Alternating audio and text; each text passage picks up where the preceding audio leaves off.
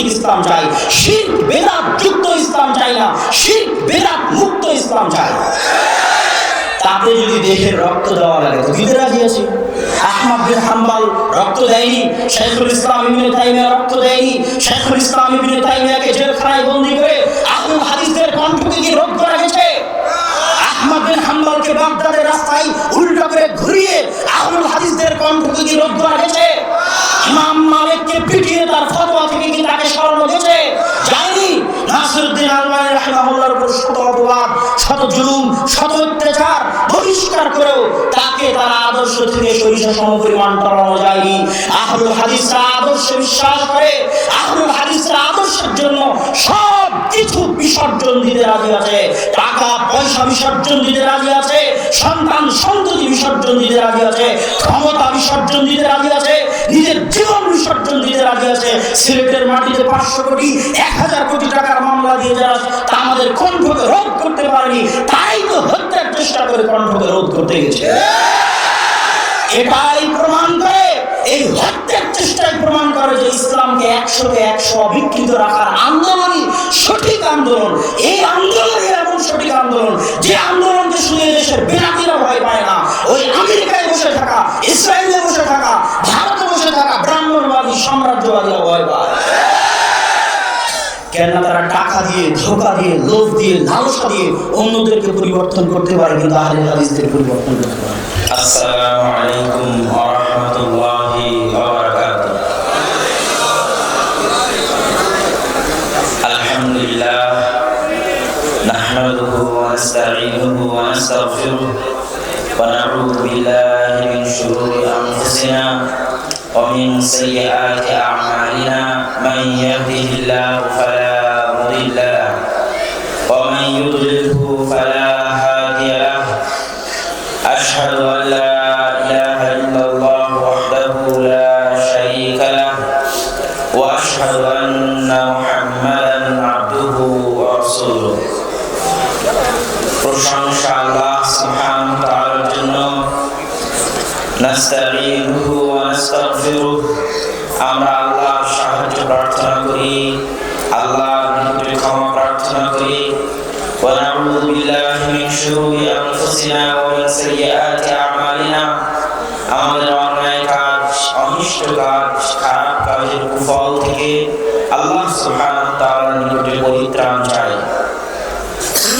মান ইয়াহদিহিল্লাহু ফালা মুদিল্লা লাহু, আল্লাহ সুবহানাহু ওয়া তাআলা যাকে হেদায়েত দিতে চান তাকে পথভ্রষ্টকারী কেউ নেই। ওয়া মান ইউদ্লিলহু ফালা হাদিয়া লাহু, আল্লাহ সুবহানাহু ওয়া তাআলা যাকে পথভ্রষ্ট করেন তাকে হেদায়েত দানকারী কেউ নেই।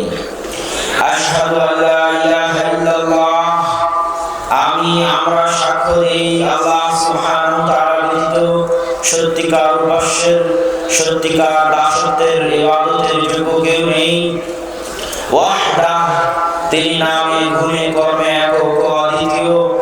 লা শারীকা লাহু, তার কোনো শরীক নেই। ওয়া আশহাদু আন্না মুহাম্মাদান আবদুহু ওয়া রাসূলুহু, আমরা সাক্ষ্য দিই মুহাম্মদ সাল্লাল্লাহু আলাইহি ওয়াসাল্লাম আল্লাহ সুবহানাহু ওয়া তাআলার প্রিয় রাসূল এবং তার বান্দা, তার গোলাম, তার দাস। সম্মানিত উপস্থিতি, যদিও আমি কিছুক্ষণের পূর্বেই আমার বক্তব্যের বিষয়ে অবগত হলাম, জঙ্গিবাদ ও সন্ত্রাস নির্মূলে কি করণীয়। আমার পূর্বে শ্রদ্ধেয় শেখ ডক্টর মুসলিউদ্দিন হাফিজাহুল্লাহ আহলুল হাদিসদের বিভিন্ন ইতিহাস, বিভিন্ন অবদান নিয়ে আলোচনা করছিলেন। আমিও কিছু কিছু ক্ষেত্রে আহলুল হাদিসদের বিশেষ করে ইলমি খিদমত ভারত উপমহাদেশের মাটিতে এই বছর বহু বক্তব্যে আলোচনা করার চেষ্টা করেছি। ওনার বক্তব্যে মোটামুটি জেহাদে, ব্রিটিশ বিরোধী জেহাদে আহলুল হাদিসদের অবদান, রাজনীতির ক্ষেত্রে আহলুল হাদিসদের অবদান অনেকটাই ফুটে উঠেছে। আমি সংক্ষিপ্ত আকারে ভারত উপমহাদেশের ইলমি জগতে আহলুল হাদিসের কি অবদান রয়েছে তার প্রতি সংক্ষিপ্ত আলোকপাত করে আমার বক্তব্যের মূল বিষয়ের দিকে এগিয়ে যাব ইনশাআল্লাহ। ভারত উপমহাদেশে হাদিসের চর্চা, কোরআনের চর্চা আজকে নতুন নয়, 150-200 বছর পূর্বেও নতুন নয়। ইতিহাস বলে খায়রুল কুরুন তথা যে যুগকে রাসূল সাল্লাল্লাহু আলাইহি ওয়াসাল্লাম সর্বশ্রেষ্ঠ যুগ বলেছেন, সেই যুগেও ভারত পাকিস্তানের মাটিতে কোরআন এবং হাদিসের চর্চা হয়েছে। কুতুবে সিত্তাহ বুখারী, মুসলিম, আবু দাউদ, নাসাঈ, তিরমিজি, ইবনে মাজাহ, 6 জনের শিক্ষক কুতাইবা বিন সাঈদ আল-বাগলানি, বহু হাদিস পাবেন কুতুবে সিত্তাতে। শুরু হবে হাদাসানা কুতাইবা, হাদাসানা কুতাইবা, বহু অগণিত হাদিস কুতুবে সিত্তা। সহিহ বুখারী হোক, সহিহ মুসলিম হোক, সুনান তিরমিজি, জামি' তিরমিজি হোক, সুনান আবি দাউদ হোক, নাসাঈ হোক, ইবনে মাজাহ হোক, হাদাসানা কুতাইবা। কুতাইবা আমাদেরকে হাদিস শুনিয়েছেন মর্মে ইমাম বুখারী বলছেন, ইমাম মুসলিম বলছেন, আবু দাউদ বলছেন, নাসাঈ বলছেন, তিরমিজি বলছেন, ইবনে মাজাহ বলছেন। অথচ এই কুতাইবা পাকিস্তানের সীমান্তবর্তী বাগলান অঞ্চলের একজন মানুষ, তথা সেই যুগেও ভারত পাকিস্তানের সীমান্তবর্তী অঞ্চলে কোরআন এবং হাদিসের চর্চা হতো। পাকিস্তানের একটি শহর মানসুরাবাদ, যার পরিচয় ইতিহাসের পাতায় পাওয়া যায়। বহু ইতিহাসবিদ দেখেছেন যে 400 শতাব্দী হিজরিতে, 300 শতাব্দী হিজরির পরে এই অঞ্চলগুলোতে মানসুরাবাদ, পাকিস্তানের মানসুরাবাদ যেটা সিন্ধু প্রদেশের অন্তর্গত, বর্তমান সিন্ধু প্রদেশের অন্তর্গত, এই অঞ্চলগুলোতে না হানাফি মাযহাবের অনুসারী ছিল, না মালিকি মাযহাবের অনুসারী ছিল, না শাফিঈ মাযহাবের অনুসারী ছিল, না হাম্বলি মাযহাবের অনুসারী ছিল, না মু'তাজিলা মুরজিয়া ফিরকার অনুসারী ছিল। এই অঞ্চলগুলোতে শুধুমাত্র স্বাধীনভাবে কোরআন এবং হাদিসের অনুসরণের চর্চা ছিল, তথা আহলুল হাদিসের অস্তিত্ব ছিল। আরো আশ্চর্য হবেন, ইতিহাসের পাতায় এমন কিছু বড় বড় ব্যক্তিত্ব দেখা গেছে যারা এমন বড় বড় কারনামা আঞ্জাম দিয়েছে, অথচ সেগুলো তারা আঞ্জাম দিয়েছেন ভারত পাকিস্তানের মাটিতে বসে এবং বহু আগে। মাশারিকুল আনোয়ারের কথা বলেন, যেখানে তিনি বুখারী মুসলিমকে একত্রিত করেছেন, ইমাম সালানি, এবং মিন্নাতুল বারী পড়লে পাবেন, আমি সেখানে উল্লেখ করেছি সহিহ বুখারীর নুসখা, পান্ডুলিপি। সহিহ বুখারীর যে পান্ডুলিপি থেকে আজকে আমরা প্রকাশিত সহিহ বুখারী পাচ্ছি, প্রিন্টেড সহিহ বুখারী পাচ্ছি, টাইপ করা সহিহ বুখারী পাচ্ছি, এই সহিহ বুখারী যে সমস্ত পান্ডুলিপির সহযোগিতা নিয়ে তৈরি করা, তার একটা পান্ডুলিপি ছিল ইমাম সালানি, যিনি মাশারিকুল আনোয়ার নামক গ্রন্থ লিখেছিলেন, জন্ম পাকিস্তানের লাহোরে। তার পরবর্তীতে আরো বহু আলেম ছিলেন যারা ভারত পাকিস্তানের মাটিতে কোরআন এবং হাদিসের খিদমত করেছেন। ইমাম তাহির পাটনি, পাটনার অধিবাসী, তিনি অনেক গ্রন্থ লিখেছেন হাদিসের উপরে, কঠিন কঠিন রাবির নামের উপর গ্রন্থ লিখেছেন, মাজমাউ বাহারিল আনওয়ার লিখেছেন, আরো অনেক গ্রন্থ লিখেছেন, যেই গ্রন্থগুলোতে কোরআন এবং হাদিসের কঠিন শব্দ, হাদিসের কঠিন কঠিন রাবির পরিচয়, এই জিনিসগুলো তিনি সেখানে ফুটিয়ে তুলেছেন। অথচ তিনি এই যুগের আলেম নন, অনেক আগে আলেম। তো ভারত উপমহাদেশের মাটিতে কোরআন এবং হাদিসের চর্চা অনেক আগে থেকেই ছিল, যেগুলো ইতিহাসের পাতা ঘাটতে দেখা যায়। তবে ভারত পাকিস্তানের মাটিতে হাদিস চর্চার স্বর্ণযুগ, যেই স্বর্ণযুগের কারণে আজ কোরআন এবং হাদিস টিকে আছে বলে মানুষ মনে করে, বিজ্ঞ ব্যক্তিরা মনে করে। যখন মারকাজুল ইলম পরিবর্তন হতে থেকেছে, কখনো মারকাজুল ইলম ছিল বাগদাদ, কখনো মারকাজুল ইলম ছিল হিজাজ, কখনো মারকাজুল ইলম ছিল বুখারা সামারকান্দ, কখনো মারকাজুল ইলম ছিল নিশাপুর রায়। এই মারকাজুল ইলমগুলো পরিবর্তন হতে থেকেছে, কখনো মারকাজুল ইলম ছিল আন্দালুস, স্পেন। আমরা হয়তো স্পেনকে ভুলতে বসেছি, কিন্তু আমি আমার বহু বক্তব্যে ইশারা করেছি, ইঙ্গিত করেছি যে কত বড় বড় আলেম স্পেনের মাটিতে ছিলেন, আন্দালুসের মাটিতে ছিলেন। ইবনে হাজাম আন্দালুসি বিরাট বড় মুহাদ্দিস, অনেক বড় মুহাদ্দিস। তার আল মুহাল্লা বিল আথার, আব্বুরা সাধারণত যে সমস্ত বই দেখে ফতোয়া দিয়ে থাকে, সেই সমস্ত বইয়ের একটা গুরুত্বপূর্ণ বই হচ্ছে আল মুহাল্লা বিল আথার, যে বইটা সাজানো হয়েছে আকার দিয়ে, উনি চেষ্টা করেছেন প্রত্যেকটা ফতোয়া আকার সরাসরি নাস, সরাসরি হাদিস, সরাসরি কোরআন, সরাসরি সাহাবীদের কওল, সরাসরি তাবিঈদের কওল, সরাসরি তাবিঈদের কওল দিয়ে ফতোয়া দেওয়ার রায় কিয়াস থেকে দূরে থাকার চেষ্টা করেছেন ইমাম ইবনে হাজাম আন্দালুসি, স্পেনের মানুষ। তাফসীরে কুরতুবীর লেখক ইমাম কুরতুবা, যেটাকে ইংরেজিতে বলা হয় কর্ডোভা, সেটাকে আরবিতে বলা হয় কুরতুবা, তিনি স্পেনের কর্ডোভা নগরীর অধিবাসী। তাফসীরে কুরতুবীর লেখক ইমাম কুরতুবী। হাফিজুল মাগরিব ইবনে আব্দুল বার 463 হিজরিতে একই সাথে হাফিজুল মাগরিব মারা গেছেন, হাফিজুল মাশরিক মারা গেছেন। হাফিজুল মাশরিক বাগদাদ খতিব বাগদাদিকে, মাশরিক মানে হচ্ছে পূর্বের, হাফেজ পূর্বের দেশগুলোর সবচেয়ে বড় হাফেজ আলেম খতিব বাগদাদি 463 হিজরিতে মারা যান। হাফিজুল মাগরিব পশ্চিমের দেশগুলোর সবচেয়ে বড় হাফেজ, সবচেয়ে বড় আলেম ইবনে আব্দুল বার 463 হিজরিতে মারা যান। একই হিজরিতে হাফিজুল মাগরিব হাফিজুল মাশরিকের মৃত্যু হয়। ইবনে আব্দুল বার এত বড় মাপের আলেম ছিলেন, মুয়াত্তা মালিকের পিছনে তার খিদমত রয়েছে, তার লিখিত তামহিদ, তার লিখিত ইস্তেদকার আজও পৃথিবীর ইতিহাসে চিরভাস্বর, চিরস্মরণীয়। এমন কোন মুহাদ্দিস, এমন কোন আলেম নাই যার বাড়িতে তামহিদ নাই, যার বাড়িতে ইস্তেদকার নাই, যেটা ইবনে আব্দুল বার রাহিমাহুল্লাহর লেখা। বাড়ি আন্দালুস, স্পেন। এরকম বড় বড় আলেমের নাম নেওয়া যাবে। বিখ্যাত উসুলবিদ ইমাম শাতিবি, তিনি আন্দালুসের, স্পেনের তথা স্পেনের এক সময় মারকাজুল ইলম ছিল, জ্ঞানের কেন্দ্র ছিল। কিন্তু যুগের পরিক্রমায় যখন পৃথিবীর সব জায়গা থেকে জ্ঞান উঠে গেল, জ্ঞানের চর্চা সীমিত হয়ে আসলো, আলেম ওলামার অভাব দেখা দিল, হাদিসের চর্চার অভাব দেখা দিল। জালালউদ্দিন সুয়ুতির মৃত্যুর পরে পৃথিবী বড় মাপের তেমন কোন আলেম আর দেখতে পেল না। তখন আল্লাহ সুবহানাহু ওয়া তাআলা ভারত পাকিস্তানের মাটিকে জ্ঞান চর্চার জন্য বাছাই করে নিয়েছিলেন, এবং ভারত পাকিস্তানের আলেম ওলামা এই ভারত পাকিস্তানের মাটিকে জ্ঞান চর্চার এমন উর্বর ভূমি বানিয়েছিল যা আজকের পৃথিবী স্বীকার করতে বাধ্য হচ্ছে। আমি নিজেও বাস্তবতার চাক্ষুষ প্রমাণ দেখেছি। এমন কোন হাদিসের বই নাই, এমন কোন ইলমুল রিজালের বই নাই, এমন কোন ইলমুল জারহ ওয়া তা'দীলের বই নাই যার অধিকাংশগুলো যদি বলা হয় আউয়াল তাবা, প্রথম প্রকাশ, প্রথম টাইপ করা প্রিন্টেড প্রকাশ কোথায় থেকে দেখলেই দেখা যাবে হিন্দ থেকে, হায়দ্রাবাদ দাকান, দায়াতুল মাআরিফ হায়দ্রাবাদ দাকান থেকে প্রকাশিত। বিখ্যাত ইয়েমেনের আলেম আব্দুর রহমান বিন ইয়াহইয়া আল মুআল্লিমি, তিনি আল জারহ ওয়া তা'দীল ইবনে আবি হাতিম, আবু হাতিম হচ্ছেন বিখ্যাত মুহাদ্দিস।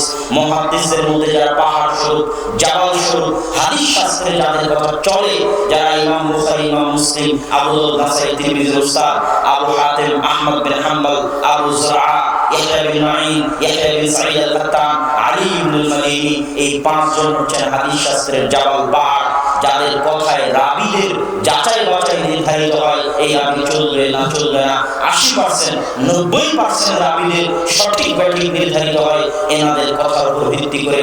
সেই আবু হাতিম আর আবু যুরআ দুইজনকে পাশে বসিয়ে তাদের এই আবু হাতিমের সন্তান আব্দুর রহমান ইবনে আবি হাতিম, তিনি একজন করে রাবীর নাম নেন আর বাপকে জিজ্ঞেস করেন, আব্বা এই রাবীর বিষয়ে আপনার মন্তব্য কি, এই বর্ণনাকারীর বিষয়ে আপনার মন্তব্য কি? পিতা উত্তরে বলে, ছেলে লিখতে থাকে, পাশে আরেকজন শাইখ থাকে আবু যুরআ, তাকে জিজ্ঞেস করা হয় এই রাবীর বিষয়ে আপনার মন্তব্য কি? তিনি বলেন, ছেলে লিখতে থাকে। এই লিখিত বই আল জারহ ওয়া তা'দীল, হাদিস শাস্ত্রে, জারহ তা'দীলের শাস্ত্রে কোন রাবী চলবে, কোন রাবী চলবে না, এই শাস্ত্রে সবচেয়ে পুরাতন এবং সবচেয়ে গ্রহণযোগ্য, সবচেয়ে নির্ভরযোগ্য সানাদওয়ালা গ্রন্থ হচ্ছে আল জারহ ওয়া তা'দীল। ইমাম বুখারী যখন তারিখুল কাবীর লিখেছিলেন, ইমাম বুখারীর জীবনের প্রথম লেখাগুলোর একটা ছিল 18-19 বছর বয়সে যখন তিনি তারিখুল কাবীর লেখেন, তখন তিনি বিশ্বের সমস্ত রাবীদের জীবনী রচনা করার চেষ্টা করেছিলেন, কিন্তু তেমন যারা তা'দীল নকল করেননি, খুব অল্প সীমিত যারা তা'দীল নকল করেছেন, রাবী চলবে কি চলবে না কথা নকল করেছেন সীমিত। তো ইবনে আবি হাতিম ওই রাবীগুলোকে নিয়ে, যেই রাবীগুলো তারিখুল কাবীর ইমাম বুখারী লেখা, ওই রাবীগুলোকে নিয়ে বারবার আবু যুরআর সামনে বসেছে আর তাদের মন্তব্য লিখতে থেকেছে। সেটা জারহ ওয়া তা'দীল ইবনে আবি হাতিম প্রথম প্রকাশিত হয়েছে কোথায় থেকে? আব্দুর রহমান বিন ইয়াহইয়া আল মুআল্লিমি, কোথায় ইয়েমেনের মুহাদ্দিস, তিনি এই বই প্রকাশ করেছেন কোথায় বসে? ভারতের হায়দ্রাবাদে বসে, দায়াতুল মাআরিফ দাকানে বসে গবেষণা করে করে আউয়াল তাবা, প্রথম প্রকাশ এই বই ভারতের মাটিতে। এরকম অগণিত অসংখ্য বই আছে, অসংখ্য খিদমাত আছে যেগুলো ভারতের মাটি থেকে আঞ্জাম দেওয়া হয়েছে। আজ সৌদি আরবের শায়েখদের কাছে যত হাদিসের সানাদ আছে, হাদিসের সানাদ মানে আল্লাহ রাসূল পর্যন্ত, ইমাম বুখারী পর্যন্ত, মুসলিম, আবু দাউদ, নাসাই, তিরমিজি, ইবনে মাজাহ পর্যন্ত যে সিলসিলায়ে সানাদ, যে এই বই আমি অমুককে পড়িয়েছি, সে তাকে পড়িয়েছে, সে তাকে পড়িয়েছে, এই সানাদ সাবিত না হলে বই সাবিত হয় না। লেখক পর্যন্ত সানাদ সাবিত না হলে বই অগ্রহণযোগ্য প্রমাণিত হয়। যেমন লেখক থেকে আল্লাহ রাসূল পর্যন্ত সানাদ লাগে হাদিসটা আল্লাহ রাসূলের নিয়ে প্রমাণ করতে, বুখারী থেকে রাসূল সাল্লাল্লাহু আলাইহি ওয়াসাল্লাম পর্যন্ত সানাদ লাগবে হাদিস আল্লাহ রাসূলের নিয়ে প্রমাণ করতে। কিন্তু এই বই ইমাম বুখারী লিখেছে না অন্য কেউ লিখেছে? আমার কাছে প্রকাশিত যে বুখারী, এই বুখারী ইমাম বুখারী লেখা বুখারী না কার লেখা বুখারী, এটা প্রমাণ করতে ইমাম বুখারী থেকে আমার পর্যন্ত সানাদ লাগবে, না হলে প্রমাণিত হবে না যে এই সহিহ বুখারী, ইমাম বুখারী মানুষ বলবে এটা বিকৃত করে অন্যের লেখা নামে চালিয়ে দেওয়া হয়েছে, ইমাম বুখারীর নয়। এই যে সানাদগুলো আজও সৌদি আরবের মাটিতে যত সানাদ আছে তার 50%, 60-70% সানাদ শাহ ওলিউল্লাহ মুহাদ্দিস দেহলভী, ভারতের কোন না কোন মুহাদ্দিস মিয়াঁ নাজির হোসেন দেহলভী, ভারতের কোন না কোন মুহাদ্দিস এই সানাদগুলো লেখক পর্যন্ত পৌঁছে, বুখারী, মুসলিম, আবু দাউদ, নাসাই, তিরমিজি, ইবনে মাজাহ পর্যন্ত পৌঁছে। এইজন্য এখনো আরবের শায়েখদের মধ্যে প্রচলন রয়েছে সানাদ গ্রহণের জন্য ভারত পাকিস্তানে আসা, কেননা এখনো পৃথিবীর আলী সানাদ, উঁচু সানাদ, এই উঁচু সানাদ বলতে মাঝখানে ব্যবধান কমে যাওয়া, লেখক পর্যন্ত ব্যবধান কমে যাওয়াকে বলা হয় আলী সানাদ। এখনো আলী সানাদ অনেক ভারত, পাকিস্তান, বাংলাদেশের মাটিতে রয়েছে যেগুলো অন্য দেশগুলোতে পাওয়া কঠিন আছে। আমি আলোচনা করছিলাম জালালউদ্দিন সুয়ুতী বলে ভারতের মাটিতে হাদিসের যে খিদমত শুরু হয়, এই খিদমতের কথা সকলেই স্বীকার করেছেন। যদি এই খিদমত না থাকতো তাহলে হাদিসের চর্চা দুনিয়া থেকে মিটে যেত। সেই খিদমতগুলোর প্রথম যিনি শুরু করেছেন তার নাম বলতে হয় নওয়াব সিদ্দিক হাসান খান ভূপালী। নওয়াব সিদ্দিক হাসান খান ভূপালী একাধারে যেমন রাষ্ট্রনেতা ছিলেন, ঠিক তেমন আলেম ছিলেন। এত উন্নত মানের আরবি সাহিত্যে তিনি বই লিখতেন যে আরবদের পক্ষে অত উন্নত মানের আরবি সাহিত্যে বই লেখা সম্ভব কিনা প্রশ্নবিদ্ধ। তারাও সেই বই পড়তে হিমশিম খেয়ে যেত। আকীদার উপর তার 10-এরও অধিক বই রয়েছে নওয়াব সিদ্দিক হাসান খান ভূপালী। আজকে আপনি প্রতিযোগিতায় পাশ করলে পুরস্কার দিয়েছেন, সেই যুগে নওয়াব সিদ্দিক হাসান খান ভূপালী বুলুগুল মারাম মুখস্থ করতে পারলে এই পুরস্কার, মিশকাত মুখস্থ করতে পারলে এই পুরস্কার, আরবাঈন নববী মুখস্থ করতে পারলে এই পুরস্কার, অগণিত পুরস্কার তিনি বিতরণ করতেন। আজকে মানুষ ফ্রি বই বিতরণ করতেছে, সেই কালে নওয়াব সিদ্দিক হাসান খান ভূপালী তাফসীর ইবনে কাসির, সহিহ বুখারী, ইলামুল মুওয়াক্কিঈন, কিতাবুত তাওহীদ, এরকম শত বই, হাজার লাখো কপি ভারতের বড় বড় আলেমদের কাছে নিজে ছাপিয়ে ফ্রি বিতরণ করিয়েছেন। বুলুগুল মারাম, মিশকাতুল মাসাবিহ, ভারতের মাটিতে হাদিসের চর্চায় নওয়াব সিদ্দিক হাসান খান ভূপালীর অবদান অনস্বীকার্য এবং আরবের আলেমরা অস্বীকার করে। দ্বিতীয় আরেকজন ব্যক্তি হচ্ছে শাহ ওলিউল্লাহ মুহাদ্দিস দেহলভী। তার লেখা হুজ্জাতুল্লাহিল বালিগা, যে আরবি ভাষার মান, এই আরবি ভাষার মান একজন ভারতের মাটিতে বসা একজন মানব কিভাবে লিখতে পারে তা ভাবতে ভাবতে মানুষ অজ্ঞান হয়ে যেতে পারে। হুজ্জাতুল্লাহিল বালিগাতে শাহ ওলিউল্লাহ মুহাদ্দিস দেহলভী রাসূলের আইনের কথা লিখেছেন, 12 তাকবীরের সালাত আদায়ের কথা লিখেছেন, জোহরে আমিনের কথা লিখেছেন। তিনি আমলগতভাবে হানাফি হলেও তিনি তার লেখনীতে তার দাসে আহলুল হাদিসদের কথা বলে গেছেন। শাহ ওলিউল্লাহ মুহাদ্দিস দেহলভীর মাধ্যমে মূলত ভারতের মাটিতে জমে থাকা শিরক, বিদআত, জুনুদ, তাকলিদের যে জুনুদ ভারতের মাটিতে জেগে বসেছিল সেটার বিরুদ্ধে প্রথম আন্দোলন মূলত তিনি ইলমি আন্দোলন পরিচালনা করেছিলেন। তার ছেলে তার মৃত্যুর পর আব্দুল আজিজ মুহাদ্দিস দেহলভী, যিনি প্রথম ভারতকে দারুল কুফর ঘোষণা করেন। দারুল কুফর মানে যার বিরুদ্ধে জিহাদ করা যায়, যার গনিমতের মাল লুণ্ঠন করা যায়, যার জোরপূর্বক ক্ষমতা দখল করা যায়, সেটাকে বলা হয় দারুল কুফর। যেহেতু ভারত দারুল ইসলাম ছিল, মুসলমানরা যেহেতু ভারত শাসন করত, সেহেতু যতক্ষণ ভারতকে দারুল কুফর বলা না হচ্ছে ততক্ষণ জিহাদ জায়েজ হবে না। প্রথম ভারতকে দারুল কুফর বলে ফতোয়া দিয়েছিলেন আব্দুল আজিজ মুহাদ্দিস দেহলভী। তার লেখা বই বুস্তানুল মুহাদ্দিসিন ইসলামিক ফাউন্ডেশন থেকে অনুবাদ করা আছে। মুহাদ্দিসের বই পুস্তক জীবনী নিয়ে তিনি সেই বই লিখেছেন। সম্মানিত উপস্থিতি, আব্দুল আজিজ মুহাদ্দিস দেহলভীর পরে তার হাদিসের মাসনাদ, দেহলভী মানে দিল্লির অধিবাসী, দিল্লির অধিবাসীকে বলা হয় দেহলভী। তার হাদিসের মাসনাদ আঁকড়ে ধরেন শাহ ইসহাক মুহাদ্দিস দেহলভী। ইসহাক মুহাদ্দিস দেহলভী পর্যন্ত ভারত, পাকিস্তান, বাংলাদেশে আহলে হাদিস বলেন, দেওবন্দি বলেন, বেরলভী বলেন, সকলের হাদিসের সানাদ, সকলের উস্তাদ এক এবং একক। এমন কোন ছাত্র ভারত পাকিস্তানের মাটিতে পাওয়া যাবে না আলেম যিনি এই তিনজনের ছাত্রের ছাত্র নন, এই তিনজনের ছাত্রের ছাত্রদের নিকটে পড়েননি এমন ছাত্র, সেটা হানাফি হোক, দেওবন্দি হোক, আহলুল হাদিস হোক, ভারত পাকিস্তানের মাটিতে খুঁজে পাওয়া মুশকিল, সেটা আহমদ শফি হোক, আর সেটা আব্দুল খালেক সালাফি হোক, আর সেটা ডক্টর মুসলিউদ্দিন হোক, আর সেটা আমি হই, আর সেটা জুনাইদ বাবুনগরী হোক, সকলের কারো এই তিনজনের ছাত্রের নিকটে সারা ভারত পাকিস্তান বাংলাদেশের 99% ছাত্রের পড়াশোনা। শাহ ইসহাক মুহাদ্দিস দেহলভির পর 10 ভাগ হয়ে যায় আহলুল হাদিস এবং দেওবন্দি, যেটা আমরা বলতে পারি তারা মুখোমুখি অবস্থান গ্রহণ করে মিয়া নাজির হোসেন দেহলভির শক্ত ভূমিকার কারণে। মিয়া নাজির হোসেন দেহলভির আগে শিরক বিদআতের বিরুদ্ধে, হাদিসের উপর আমলের পক্ষে, তাকলিদের বিরুদ্ধে কঠিনভাবে ভূমিকা রাখার সাহস তেমন কেউ করেননি। প্রথম করেছিলেন মাওলানা ইসমাইল শহীদ আর মিয়া নাজির হোসেন দেহলভি। মাওলানা ইসমাইল শহীদ করেছিলেন জিহাদের মাঠে। মাওলানা ইসমাইল শহীদ এবং সৈয়দ আহমদ বেরলভি তারা আগে জিহাদ শুরু করেননি, সারা ভারতে 5 বছর ব্যাপী দাওয়াতি বিপ্লব চালিয়েছেন। ভারতের উত্তর থেকে দক্ষিণ, পূর্ব থেকে পশ্চিম দাওয়াতে গেছেন এবং দাওয়াতি কাজে ব্যস্ত থেকেছেন। মাওলানা ইলায়াত আলী, মাওলানা বেলায়েত আলী, তাদের দাওয়াতি ছিল শিরক এবং বিদআতের বিরুদ্ধে, তাকলিদের বিরুদ্ধে, হাদিসের উপর আমলের পক্ষে। রাফুল আদায় করতে হবে, জোরে আমিন বলতে হবে, এইগুলোর প্রচার এবং প্রচারণ কঠোরভাবে তিনি প্রথম শুরু করেছিলেন। তার বই তাকবিয়াতুল ঈমান যদি আজকেও পড়েন আপনি আশ্চর্য হবেন, এই অন্ধকার ভারতের মাটিতে শিরকের বিরুদ্ধে, বিদআতের বিরুদ্ধে কত কঠোর কলম তিনি সেই যুগে ধরেছেন, তা ভাবতে অবাক লাগে। আপনি যদি মনে করেন দিবস কেন শিরক, আব্দুর রাজ্জাক বিন ইউসুফ কেন বলে দিবস শিরক, আপনাকে তাকবিয়াতুল ঈমান পড়তে হবে। শাহ ইসমাইল শহীদ রাহিমাহুল্লাহ লিখে যাওয়া, সেখানে তিনি শিরকের আকীদা, তাওহীদের আকীদা, বিদআত এবং সুন্নাতের আকীদা স্পষ্ট করেছেন। ঠিক আরেকদিকে মিয়া নাজির হোসেন দেহলভি, তার 1.5 লক্ষ ছাত্র ছিল। তিনি ছিলেন, তার একটা লেখা গ্রন্থ আছে মি'য়ারুল হক। এই মি'য়ারুল হক গ্রন্থটা এই দেশের মাটিতে যারা তাকলিদকে আঁকড়ে ধরে থাকতো তাদের উপর ছিল অ্যাটম বোমের মতো। এই মি'য়ারুল হকের জবাব লিখতে ওই সমাজ ক্লান্ত হয়ে গেছে, এই সমাজ ক্লান্ত হয়ে গেছে। এখনো মি'য়ারুল হকের জবাব লেখা হচ্ছে, পাল্টা জবাব লেখা হচ্ছে, আবার জবাব লেখা হচ্ছে, আবার পাল্টা জবাব লেখা হচ্ছে।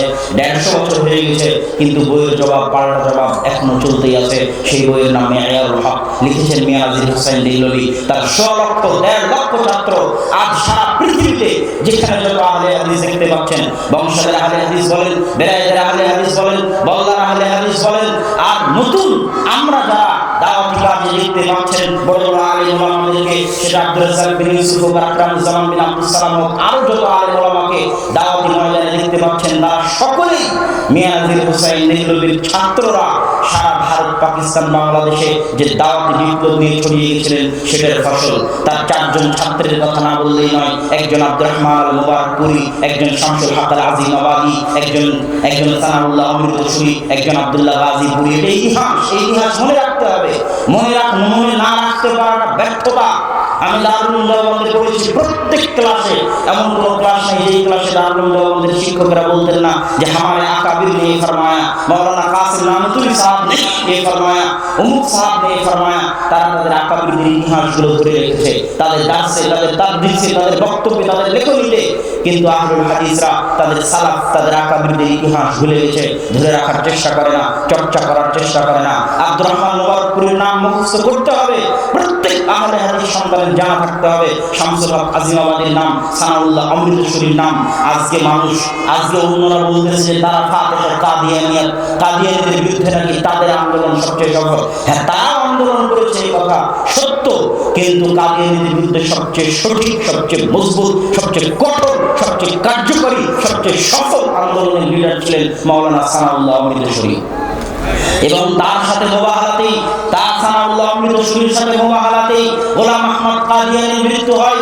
গোলাম আহমদ কাদিয়ানী এবং সানাউল্লাহ অমৃতসুরির যে মুবাহালা, সেটা ঐতিহাসিক মুবাহালা। আমি যদি সত্যের উপর থাকি তাহলে তোমার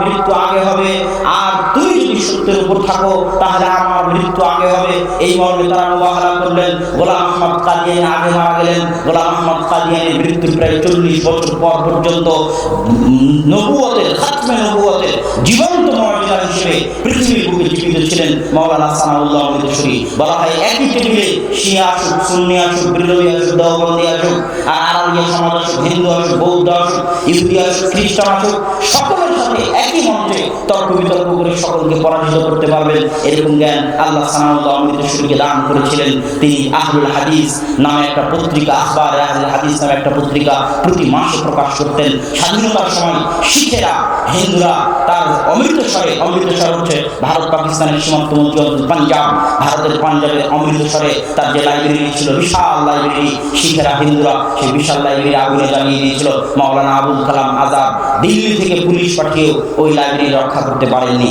এখানে একটা মজার জিনিস হচ্ছে, মাওলানা সানাউল্লাহ অমৃতসরী পাকিস্তানের পক্ষে, মাওলানা আবুল কালাম আজাদ ভারতের পক্ষে। মাওলানা আবুল কালাম আজাদ অখণ্ড ভারতের পক্ষে, মাওলানা সানাউল্লাহ অমৃতসরী দ্বিজাতি তত্ত্ব মুসলমানদের নিয়ে আলাদা পাকিস্তান তৈরি করতে হবে সেটার পক্ষে।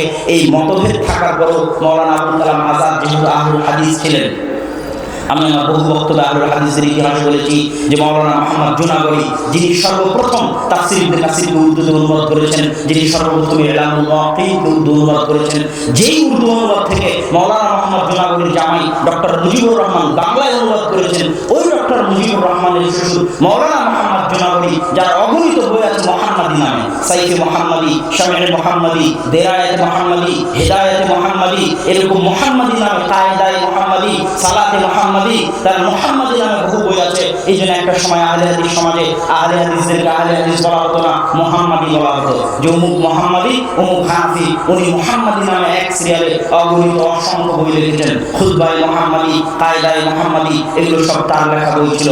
এই মাওলানা মুহাম্মদ জুনাগরি যখন ইলামুল মুওয়াক্কিনের উর্দু অনুবাদ করলেন, তাফসীর ইবনে কাসিরের উর্দু অনুবাদ করলেন প্রথম, তখন ওই মাওলানা আবুল কালাম আজাদ, যিনি কংগ্রেসের নেতা, যিনি ভারতের শিক্ষামন্ত্রী, অখণ্ড ভারতের পক্ষে, তিনি তখন এই ইলামুল মুওয়াক্কিনের উর্দু ভূমিকা লিখে দিয়েছিলেন, আহলে হাদিস ছিলেন বলে। তো মাওলানা সানাউল্লাহ অমৃতসরী পাকিস্তানের পক্ষে হওয়ার পরও, আর মাওলানা আবুল কালাম আজাদ অখণ্ড ভারতের পক্ষে হওয়ার পরও, মাওলানা সানাউল্লাহ অমৃতসরী আহলে হাদিস হওয়ার কারণে তার লাইব্রেরিকে রক্ষা করার জন্য আপ্রাণ চেষ্টা করেছিলেন মাওলানা আবুল কালাম আজাদ, কিন্তু রক্ষা করতে পারেননি। ওই হারানো লাইব্রেরি ফেলে দিয়ে মাওলানা সানাউল্লাহ অমৃতসরী পাকিস্তানে ফিরে যান, এবং পাকিস্তানে ফিরে যাওয়ার পরে হিজরতের পরে এক বছরের মাথায় তিনি মারা যান। বলছিলাম মিয়ারাজুল হুসাইন দেহলভী রাহিমাহুল্লাহ আরেকজন ছাত্র আব্দুর রহমান আল মুবারাকপুরী সারা পৃথিবীতে সুনান তিরমিজির সর্ববিশুদ্ধ, সবচেয়ে উন্নত আরবি ব্যাখ্যা গ্রন্থ, আরবি ভাষ্য গ্রন্থ, যা পৃথিবীর সকল আলেমের নিকটে রয়েছে। সকল আলেম এক বাক্যে সুনান তিরমিজির এই ব্যাখ্যা গ্রন্থকে শ্রেষ্ঠ ব্যাখ্যা গ্রন্থ বলে স্বীকৃতি দিয়েছে।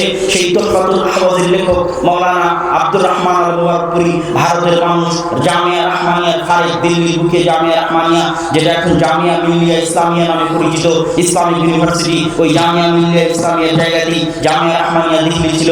কিন্তু জামিয়া রহমানিয়া দিল্লির যারা পরিচালক ছিলেন, তারা ছিলেন অখণ্ড ভারতের বিরোধী এবং পাকিস্তানের পক্ষে। এই জন্য যখন ভারত পাকিস্তান আলাদা হয়, তখন তারা জামিয়া রহমানিয়া দিল্লির বই পুস্তক দিল্লি সরকারের হাতে হস্তান্তর করে দিয়ে ছেড়ে দিয়ে পাকিস্তানে হিজরত করেন। পাকিস্তানে গিয়ে আবার তারা জামিয়া রহমানিয়া প্রতিষ্ঠা করেছিলেন। জামিয়া রহমানিয়া ছিল ভারতের মাটিতে মারকাজুল ইলম, আহলুল হাদিসের মারকাজ। জামিয়া রহমানিয়া বন্ধ হয়ে যাওয়ার পর থেকে নিয়ে 60 শতকের আগ পর্যন্ত দীর্ঘ 20 বছর আহলুল হাদিসের কোনো কেন্দ্রীয় মারকাজ ভারতের মাটিতে ছিল না। পরবর্তীতে জামিয়া সালাফিয়া বানারস প্রতিষ্ঠা হওয়ার মাধ্যমে ভারতের মাটিতে আহলুল হাদিসের ইলমি মারকাজ হয়। যে জামিয়া সালাফিয়া বানারস থেকে দীর্ঘ 5 বছর আব্দুর রহমান বিন আব্দুর রাজ্জাক পড়াশোনা করে এসেছে। বলছিলাম আব্দুর রহমান আল মুবারাকপুরীর কথা, উনি জামিয়া রহমানিয়ার খারিজ। আব্দুর রহমান আল মুবারাকপুরী তুহফাতুল আহওয়াজের লেখক, আরেকটা বইয়ের তিনি লেখক। সেই বইয়ের কথা না বললেই নয়। বুলুগুল মারাম আহলুল হাদিসের মাদ্রাসাগুলোতে পড়ানো হয়। তখন কিছু হানাফি আলেম ভাবলো বুলুগুল মারামের সব হাদিস আহলে হাদিস মাযহাবের পক্ষে, আমরা একটা হাদিসের বই কেন না লিখি যে হাদিসের বইয়ে হানাফি মাযহাবের হাদিস থাকবে। বইয়ের নাম আসারুস সুনান, লেখকের নাম মাওলানা নিলমি। বই প্রকাশ হওয়া শেষ হয়নি, বইয়ের উত্তর লিখলেন আরবিতে আব্দুর রহমান মুবারাকপুরী। বইয়ের নাম দিলেন আবকারুল মিনান ফি নাকদে আসারুস সুনান। এক বই ওই আসারুস সুনান মাটির নিচে চলে গেল। ভারতের কোনো হানাফি মাদ্রাসার সাহস হলো না আর ওই আসারুস সুনানকে সিলেবাসের অন্তর্ভুক্ত করার, শুধু আব্দুর রহমান মুবারাকপুরীর আবকারুল মিনান ফি নাকদে আসারুস সুনান এই গ্রন্থের কারণে। এরকম 8টা গ্রন্থ ভারতের আলেমরা লেখা চেষ্টা করেছেন মাওলানা আশরাফ আলী থানভীর পরামর্শে। মাওলানা জাফর আহমদ থানভী, মাওলানা আশরাফ আলী থানভী আবার অখণ্ড ভারতের পক্ষে ছিলেন। মাওলানা আশরাফ আলী থানভী আবার পাকিস্তানের পক্ষ ছিলেন, অখণ্ড ভারতের বিরোধী ছিলেন। আর মাওলানা হোসেন আহমদ মাদানী অখণ্ড ভারতের পক্ষে ছিলেন। তো মাওলানা আশরাফ আলী থানভীর পরামর্শে মাওলানা জাফর আহমদ উসমানী লিখলেন ইলাউস সুনান, যেখানে শুধু হানাফি মাযহাবের পক্ষে হাদিসগুলোকে জমা করা হয়েছে, যে হাদিসগুলো দিয়ে হানাফি মাযহাবের বিভিন্ন ফতোয়াকে সাবিত করার চেষ্টা করা হয়েছে। ওই ইলাউস সুনানের জবাব এখন দিচ্ছেন পাকিস্তানের একজন বিখ্যাত আহলে হাদিস আলিম মাওলানা ইরশাদুল হক আল আতারি ইলাউস সুনান ফিল মিজান নামে বই, যেটার আরবিও আছে, যেটার উর্দু আছে। তো আলোচনা করছিলাম মাওলানা আব্দুর রহমান ওয়ারুকুরির কথা। তারপরে মাওলানা শামসুল হক আজিমাবাদী গায়াতুল মাকসুদ সুনানে আবু দাউদের 32 খণ্ডে আরবি ভাষায় ব্যাখ্যা গ্রন্থ, শ্রেষ্ঠ ব্যাখ্যা গ্রন্থ তিনি লিখেছেন গায়াতুল মাকসুদ। তার লাইব্রেরিতে হিন্দু মুসলিম দাঙ্গায় পুড়িয়ে জ্বালিয়ে দেওয়া হয়েছে। তার লাইব্রেরির কিছু বাকি অংশ ঢাকায় পর্যন্ত এসেছিল, কিন্তু পরবর্তীতে সেটাও হারিয়ে গেছে। ওই গায়াতুল মাকসুদ হিন্দু মুসলিম দাঙ্গায় হারিয়ে যাওয়ার ফলে মাত্র 2 খণ্ড পাকিস্তান থেকে প্রকাশিত হয়েছে, আর পাওয়া যায় না। তবে গায়াতুল মাকসুদের সারমর্ম আউনুল মাবুদ, যেটা বর্তমানে সারা পৃথিবীতে পরিচিত এবং সারা পৃথিবীর শ্রেষ্ঠ আবু দাউদের ব্যাখ্যা গ্রন্থ আরবিতে গণ্য হয়, সে আউনুল মাবুদের লেখক হচ্ছেন শামসুল হক আল আজিমাবাদী রাহিমাহুল্লাহ। শামসুল হক আজিমাবাদীর আরেকটা বড় কারনামা, আরেকটা নয়, 2টা বড় কারনামা আছে। একটা বড় কারনামা হচ্ছে ইমাম বুখারী রাহিমাহুল্লাহ সহিহ বুখারীর প্রায় 25 জায়গায় ক্বালা বাযুন নাস বলে তিনি কিছু মানুষের মাসআলাকে রদ করতে চান, কিছু মানুষের মাসআলার উত্তর দিতে চান, বিরোধিতা করতে চান। ওই সাধারণত 25 বাযুন নাসের অধিকাংশ মাসআলায় হানাফি মাযহাবের বিরুদ্ধে, হানাফি ফিকহের বিরুদ্ধে।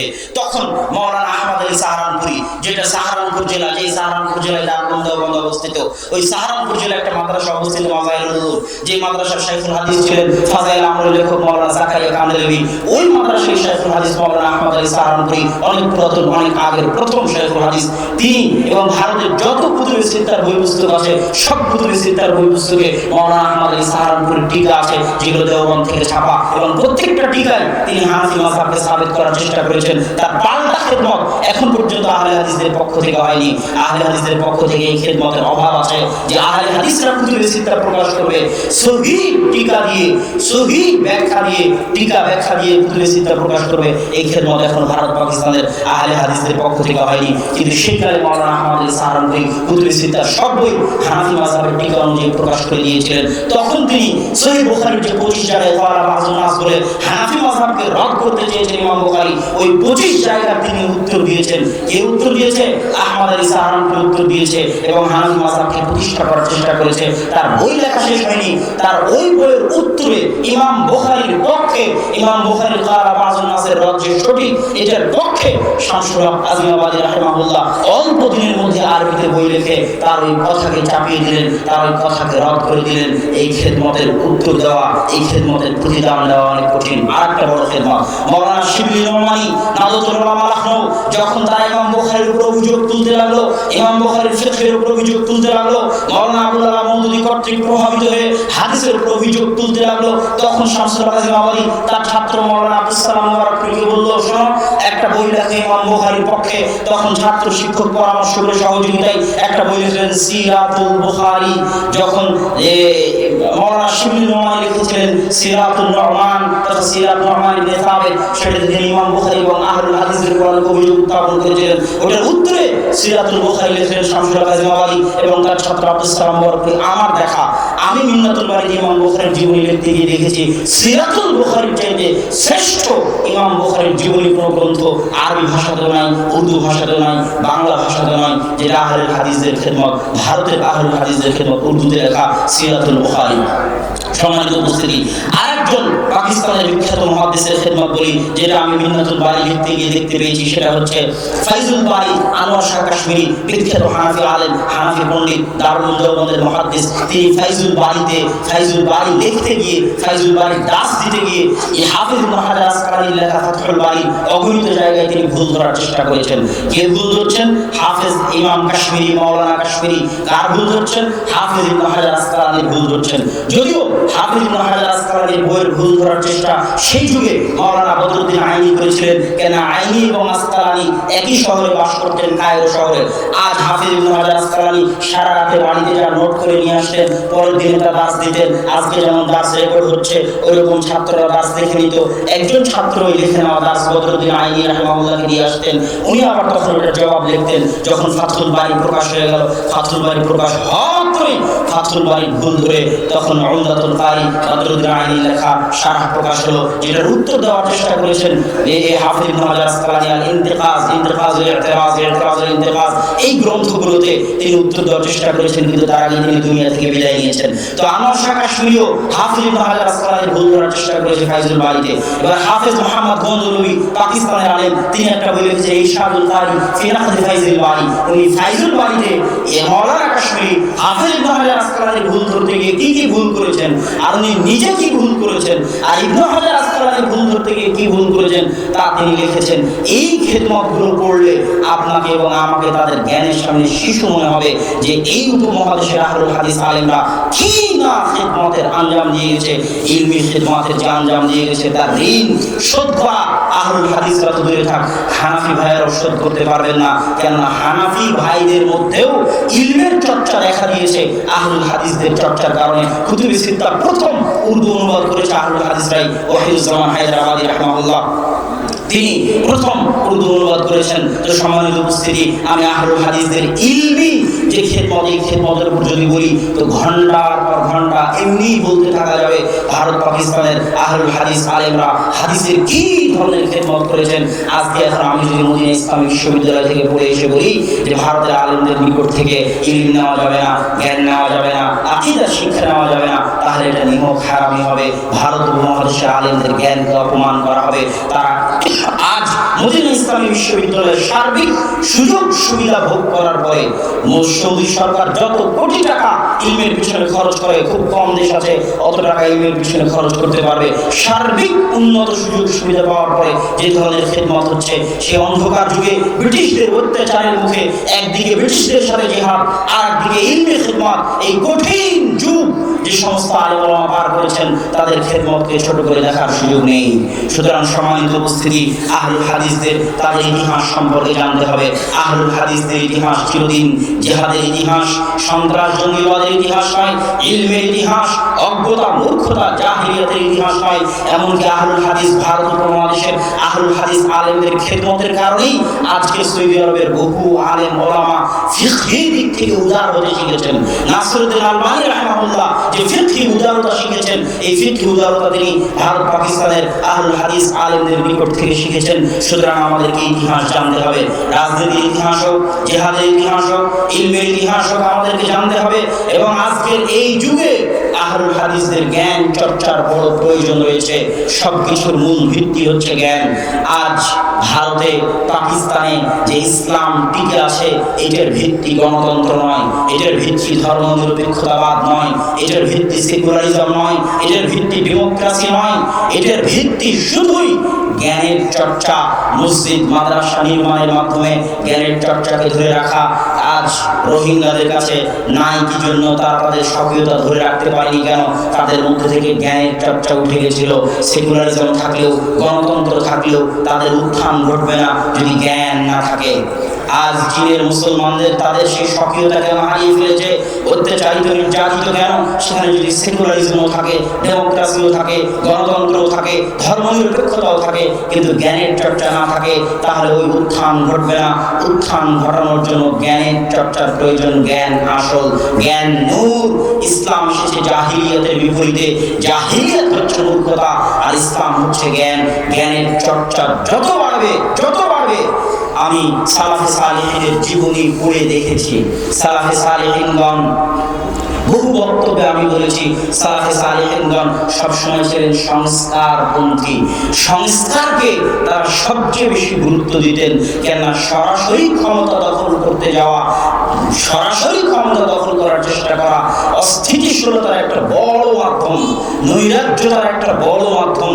আজ লিবিয়ার মাটিতে দেখেন, সিরিয়ার মাটিতে দেখেন, ইয়েমেনের মাটিতে দেখেন, ক্ষমতা দখল করতে গিয়ে অস্ত্র হাতে উঠিয়ে নিয়ে গণতন্ত্রের নামই হোক আর জিহাদ জঙ্গিবাদের নামই হোক, অস্ত্র হাতে উঠিয়ে নিয়ে মুআম্মার আল গাদ্দাফিদের চলে যাওয়ার পরে, এই শাসকদের চলে যাওয়ার পরে আজ লিবিয়া, সিরিয়া, ইয়েমেনের মাটি মুসলমানদের রক্তে রঞ্জিত, মুসলমানদের রক্তে লালে লাল।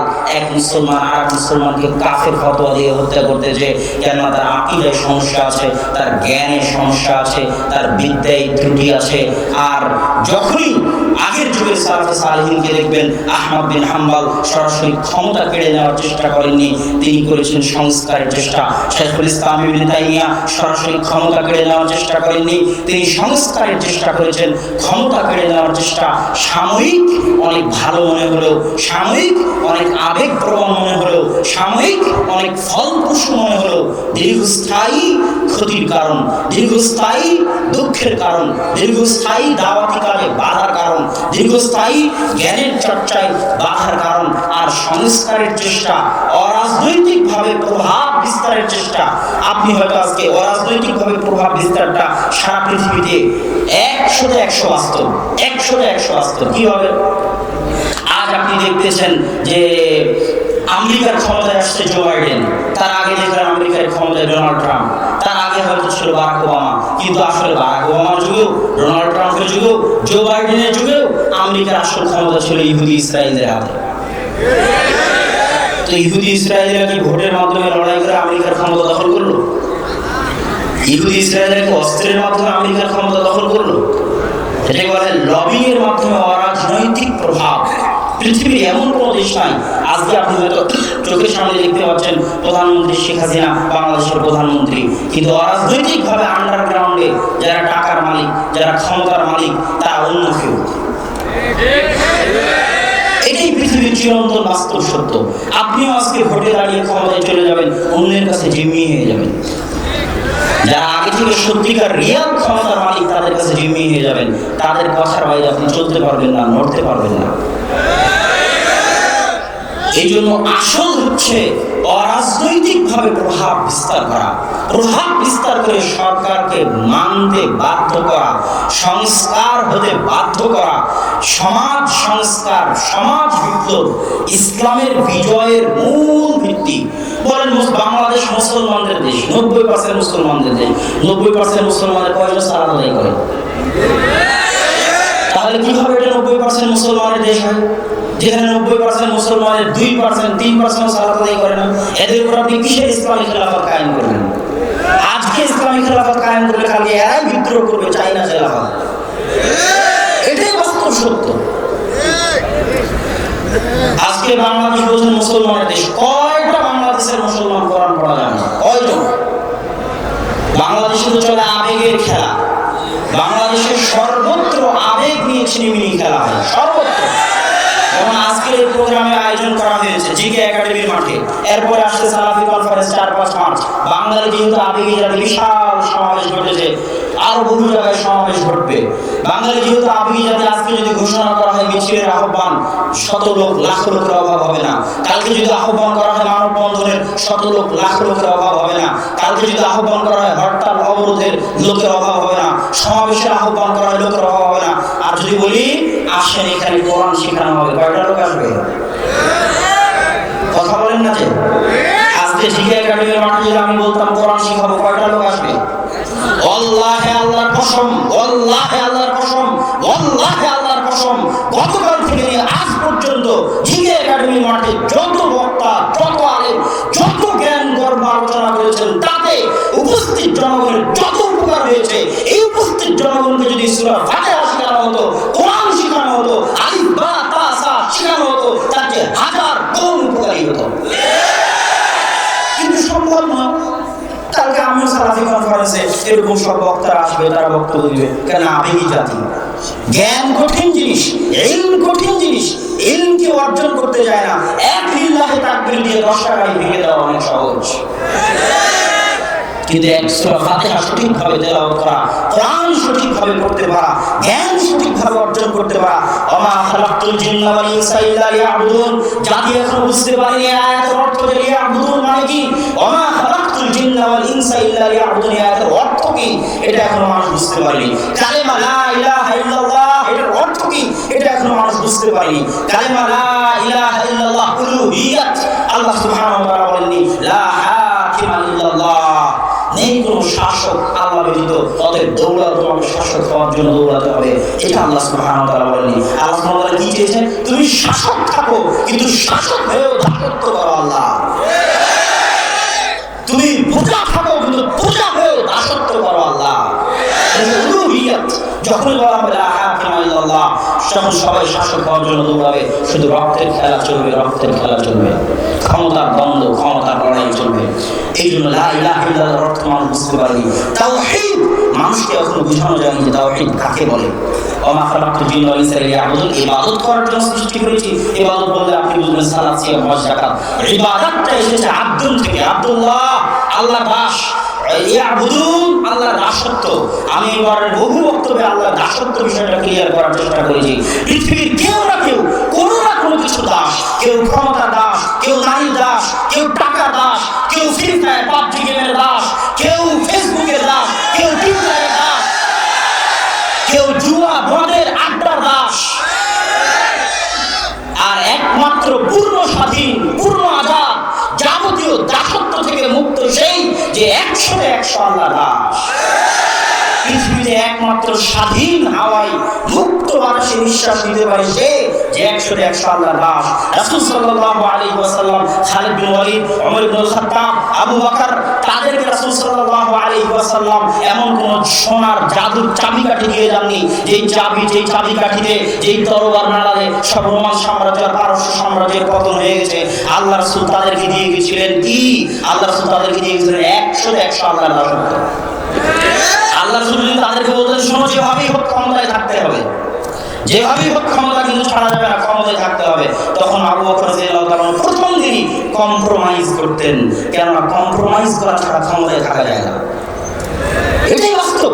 প্রথম দিন আবু বকর রাদিয়াল্লাহু তাআলা কম্প্রোমাইজের রাস্তায় চলে এসেছেন। এই যারা যাকাত অস্বীকার করেছে ওদের বিরুদ্ধে যুদ্ধ করা যাবে না, ওদের বিরুদ্ধে যুদ্ধে লাগলে তো আমার ক্ষমতার পতন হয়ে যেতে পারে, কিন্তু আমাকে তো ক্ষমতা ধরে রাখতে হবে, কেননা লা হাকিমা ইল্লাল্লাহ। নাউযুবিল্লাহ। এটা তাকে আল্লাহ রাসূল শিখাননি। আল্লাহ রাসূল শিখিয়েছেন যাবতীয় দাসত্ব থেকে মুক্ত থাকতে হবে। ক্ষমতার দাসত্ব করা যাবে না, টাকার দাসত্ব করা যাবে না, নারীর দাসত্ব করা যাবে না, জুয়া মদের দাসত্ব করা যাবে না। যতক্ষণ বেঁচে থাকবে এক আল্লাহর দাসত্ব করে বেঁচে থাকবে, তাতে ক্ষমতা যা তার আসুক। যখনই ক্ষমতার পরোয়া করতে যাবে তখনই ইসলাম 100 ঠিকানো যাবে না, বিকৃতি আনতেই হবে। আজ নাম নিয়ে বলতেছি, জামাত ইসলাম বিকৃতি আনেনি, এনেছে। অগণিত অসংখ্য তাদের সংবিধানের মধ্যে বিকৃতি এনেছে, শুধু রাষ্ট্রীয়ভাবে নিবন্ধন ধরে রাখার জন্য, টিকিয়ে রাখার জন্য। নাহলে নিবন্ধন বাতিল হয়ে যাবে। 30% যদি নারী নেতৃত্ব না দেয় দলের মধ্যে, নিবন্ধন দিবে না সরকার। যদি নাম জামাত ইসলাম বাংলাদেশ না করে, বাংলাদেশ জামাত ইসলাম যদি না করে, তাহলে দিবে না নিবন্ধন। তখন নাম চেঞ্জ করে জামাত ইসলাম বাংলাদেশ করা হয়েছে। 30% নারী নেতৃত্ব নিয়ে আসা হয়েছে, অবৈধ পরিবর্তন করা হয়েছে। আমার চ্যালেঞ্জ থাকলো, আবুল আলা মওদুদী যেদিন জামাত ইসলাম প্রতিষ্ঠা করেছিলেন তখনকার জামাত ইসলামের সংবিধান আর আজকের জামাত ইসলামের সংবিধানের মধ্যে যদি বিকৃতি না থাকে, আমি আব্দুল্লাহ বক্তব্য দিব না। বিকৃতি কেন এসেছে? ক্ষমতা ধরে রাখার চাহিদায়। সে বিকৃতিটা কোথায় করা হয়েছে? ইসলামের মধ্যে। ইসলামকে জবাই করে আমি কিভাবে ইসলাম প্রতিষ্ঠা করব? যদি ইসলাম কোনদিন প্রতিষ্ঠা করতে হয় 100 ইসলাম প্রতিষ্ঠা করতে হবে, নো কম্প্রোমাইজ। হয় ক্ষমতা আসবে, না হয় ক্ষমতা আসবে না। ক্ষমতা দেওয়ার মালিক আল্লাহ, কিন্তু 100 উলুহিয়াত রাখতে হবে আল্লাহ। আল্লাহ উলুহিয়াতের শরীরে সমপরিমাণ কম্প্রোমাইজ করে আহলে হাদিসরা ক্ষমতায় যেতে রাজি নয়। আহলে হাদিসরা এরকম হাজারো ক্ষমতার মুখে লাথি মারতে রাজি আছে শুধু আল্লাহর উলুহিয়াত বাস্তবায়ন করার জন্য। কেন? একটা দল, একটা জামাত তো থাকতে হবে।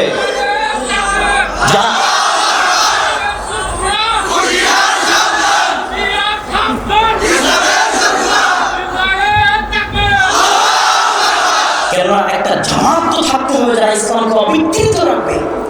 ইসলামকে অবিকৃত রাখা ইসলামের বড় বিষয়। যত শত্রু ইসলামে এসেছে, ওরিয়েন্টালিস্টদের নিয়ে আপনি বলুন, আজ অক্সফোর্ড ক্যামব্রিজে যে সমস্ত বড় বড় গুরুরা, তাদের বিশাল খেদমত আছে। মুহাদ্দিসরা ওই খেদমত করতে পারেনি। জন্মগত ইহুদি খ্রিস্টান, কিন্তু শিখেছে আরবি ভাষা।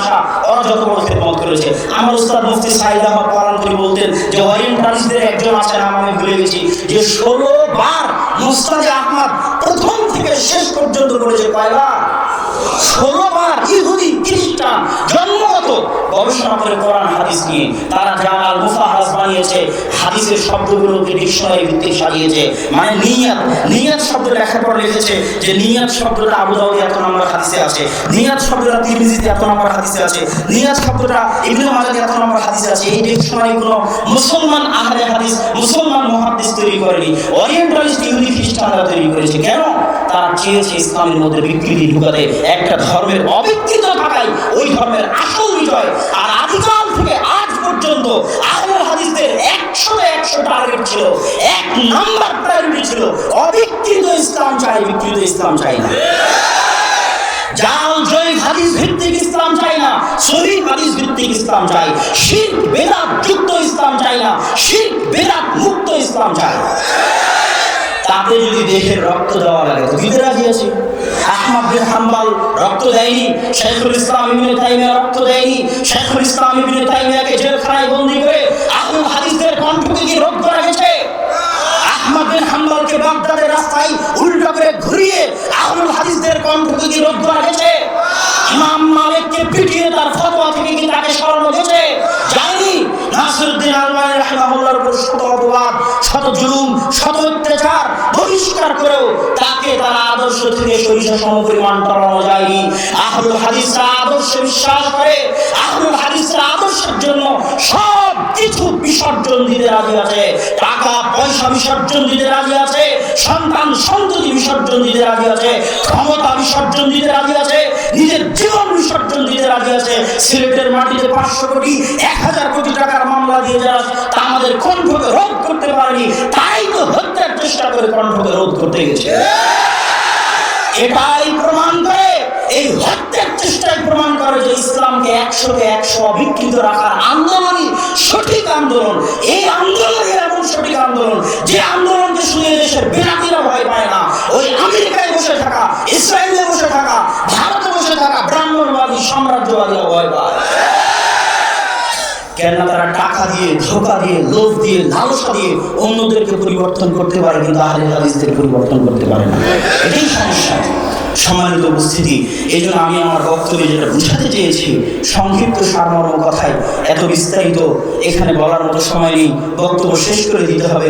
আসল কথা হচ্ছে লা ইলাহা ইল্লাল্লাহর অর্থ বুঝতে হবে এবং আহলে হাদিসরা কি চায় সেটা পরিষ্কার বুঝতে হবে। ক্ষমতা চায় না, এটা অসম্ভব।